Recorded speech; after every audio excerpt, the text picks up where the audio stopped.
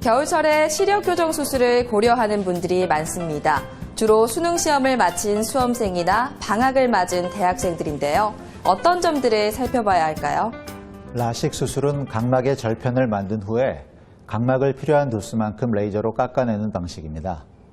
통증이 거의 없고 수술 다음 날부터 빠르게 교정 효과를 볼 수 있다는 게 장점이지만 각막 두께가 얇다면 진행을 할 수가 없습니다.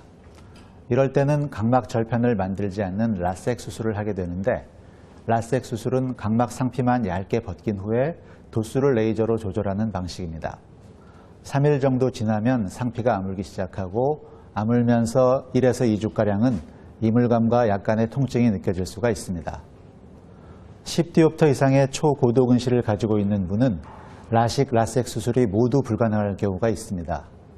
이때에는 시력 교정용 특수 렌즈를 삽입하는 안내 렌즈 삽입술, ICL을 고려할 수가 있는데, 최근에 많이 진행되고 있는 ICL의 경우에는 기존의 ICL과는 달리 홍채 절개가 필요 없고 렌즈 중앙부 방수 구멍을 통해서 안구 내의 방수의 움직임을 원활하게 할 수 있도록 설계가 되어 있기 때문에 더욱 생체 친화적인 재질이라는 장점이 있습니다.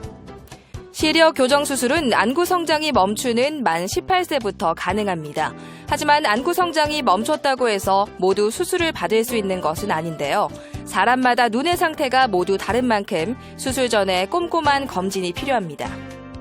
라식과 라섹 수술 중에 어떤 수술이 더 좋은지에 대한 문의가 많은데, 두 수술의 장단점이 다르기 때문에 수술 전에 사전 정밀 검사를 통해서 눈 상태를 정확하게 진단하고 본인의 라이프 스타일과 직업, 회복 기간, 수술 후의 관리 부분까지 고려한 상태에서 수술 방법을 결정해야 합니다. 과거에는 안과를 찾는 환자분들의 대부분이 시력 교정술 자체의 안정성과 부작용에 대한 염려가 많았다면, 최근에는 최신 장비와 수술 방법, 검사 장비에 대한 사전 정보를 바탕으로 해서 본인에게 맞는 수술 방법을 적극적으로 확인하는 환자분들이 늘고 있습니다. 시력 교정 수술이 끝나면 모든 게 끝났다고 생각해서 관리에 소홀할 수 있는데요. 수술 후 철저한 사후 관리가 회복 시력을 좌우할 수 있습니다. 겨울철에 특히 눈이 내릴 경우에는 눈에 반사된 자외선이 더 큰 자극이 될 수가 있습니다. 시력 교정 수술을 하지 않은 분이더라도 자외선 관리는 중요하고, 특히 라섹 수술을 했다면 자외선 관리에 더욱 주의해야 합니다. 더불어서 시력 교정 수술 전에 렌즈를 오래 착용하신 분은 안구 건조증이 있을 확률이 더욱 높기 때문에 라식이나 라섹 수술 후 초기에 눈이 더욱 민감해질 수가 있고, 이때에는 안약과 인공누액 사용을 잘 해줘야 합니다.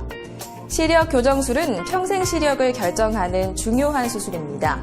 안과의사회에서 인증한 병원인지 또 체계적인 관리가 이루어지는지 따져봐야 합니다. 건강365였습니다.